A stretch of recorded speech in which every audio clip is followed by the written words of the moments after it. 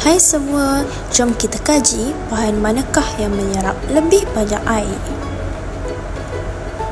Alat dan bahan yang akan digunakan dalam uji kaji ini adalah yang pertama sebatang lidi, kedua gam, ketiga air berwarna, keempat kertas, tisu dan kain.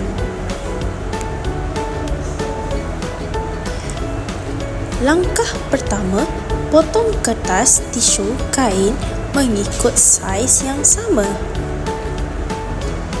Langkah kedua, lekatkan potongan objek tersebut pada sebatang lidi. Langkah ketiga, celupkan potongan objek ke dalam bikar yang berisi air berwarna. Biarkan selama 1 minit. Langkah keempat, perhatikan had air berwarna yang diserap oleh ketiga-tiga objek berikut. Didapati had air berwarna yang diserap oleh tisu paling tinggi, diikuti kain dan kertas.